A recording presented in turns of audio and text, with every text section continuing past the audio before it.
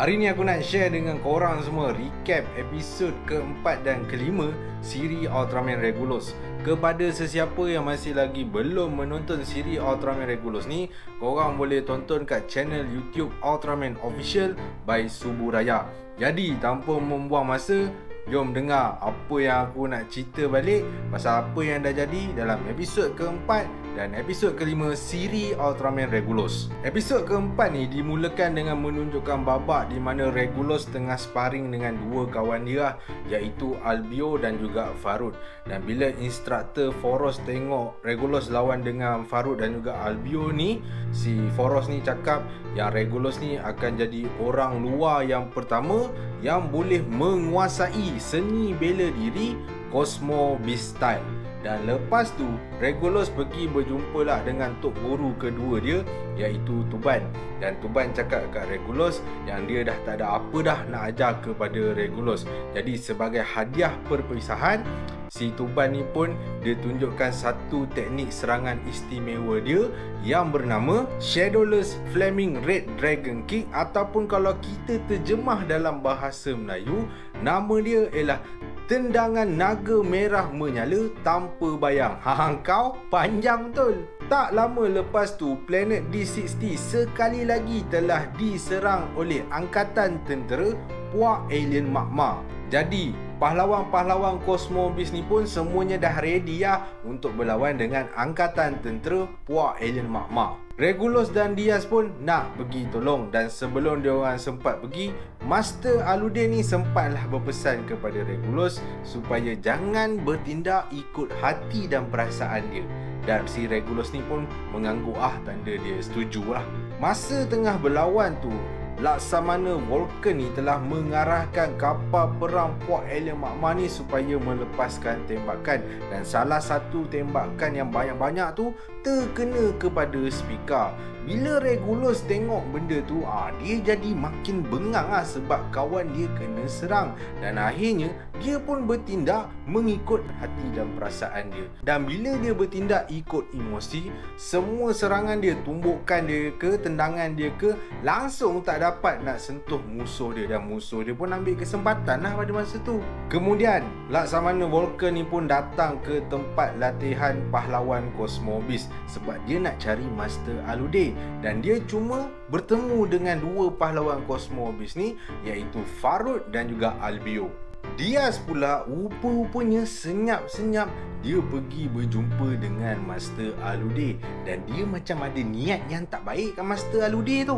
Kat kampung tempat peperangan berlaku, Regulus langsung tak dapat nak kalahkan musuh dia, tapi mujurlah dua tok guru dia datang, iaitu Tuban dan juga Foros.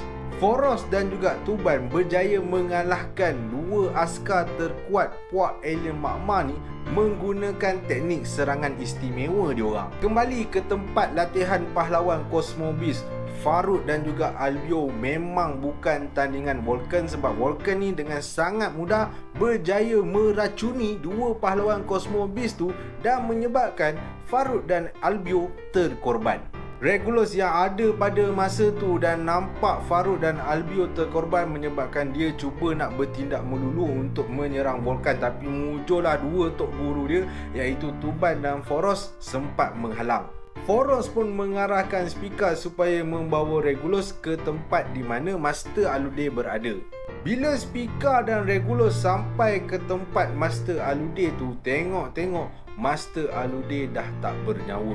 Dan bila Regulus tanya kepada Diaz apa yang dah jadi, Diaz kata dia tak mampu untuk melindungi Master Aludin, dan kemudian Diaz pun mati.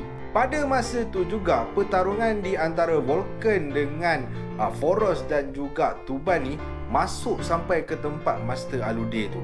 So, bila Regulus tengok Vulcan tengah berlawan dengan Tuban dan juga Foros, si Regulus ni pun jadi makin marah. Lepas tu dia pun bertindak mengikut emosi dan nak menyerang Vulcan. Dan Vulcan ni bila dia nampak kesempatan tu, dia pun melancarkan serangan dia yang paling kuat dan padu ke arah Regulus.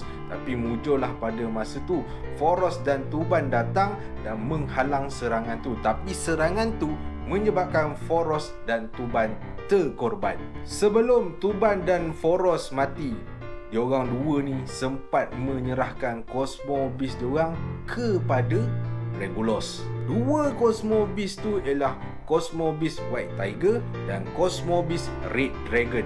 Dengan dua Cosmo Beast yang berada dalam badan Regulus tu, Vulcan langsung tak berdaya untuk mengalahkan Regulus. Sudahnya si Vulcan ni terpaksalah menyeru raksasa yang bernama Baraba untuk membantu dia mengalahkan Regulus. Masa ni pelik tak?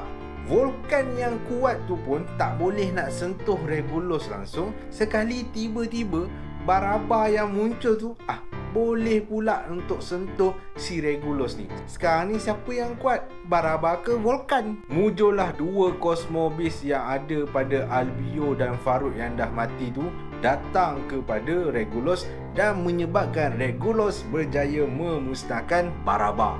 Sekarang Regulus nak lawan balik dengan Vulcan dan Vulcan pada masa tu meracuni diri dia sendiri sebab dia kata kalau dia meracuni diri dia sendiri, dia akan menjadi semakin kuat dan episod kelima pun berakhir kat situ. So sekarang ni aku nak ceritakan apakah benda-benda yang menarik yang ada dalam episod keempat dan episod kelima ni. First, kita boleh perasan bila Foros kata yang Regulus ni akan menjadi orang luar yang pertama yang akan menguasai seni bela diri Cosmo Beast style.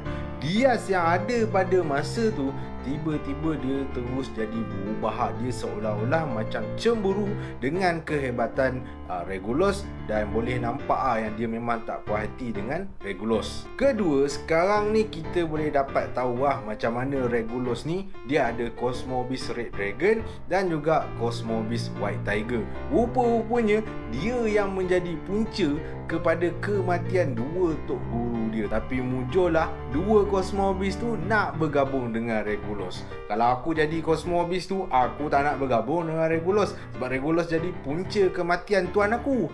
Ketiga, kita dapat tahu yang Diaz ni memang ada niat tak baik kepada Master Alude. Lebih-lebih lagi lepas dia tahu yang Master Alude ni ada Cosmo Beast yang paling kuat. Sebab kita boleh tengok kat satu babak tu yang Diaz telah mengeluarkan tenaga seolah-olah nak menyerang Master Alude. Betul ke tidak yang Diaz ni akan serang Master Alude? Kita kena tengok pada episod yang akan datang. Keempat, rupa-rupanya Vulcan ni dia bersekutu dengan Yapul untuk menewaskan musuh dia. Sebab si Yapul ni telah bagi raksasa ciptaan dia yang terhebat iaitu Baraba untuk digunakan oleh Vulcan untuk membantu dia menewaskan musuh dia iaitu Regulus. Baraba ni memang raksasa terkuat ciptaan Yapul dan sebab itulah Regulus memang susah nak kalahkan Baraba tu. Kelima, Regulus rupa-rupanya bukan setakat dapat 2 Cosmo Beast dia dapat 4 Cosmo Beast. 2 daripada Tuban dan juga Foros dan lagi 2 daripada Faruk dan juga Albio. Kiranya memang power lah si Regulus sekarang ni. So itulah dia benda-benda menarik yang aku nampak dalam episod keempat dan episod kelima siri Ultraman Regulus ni. Kalau ada info yang terkurang daripada aku, korang boleh tolong tambah kat ruangan komen di bawah. Terima kasih sebab menonton video aku ni sampai habis. Kita berjumpa lagi dalam video aku di masa yang akan datang.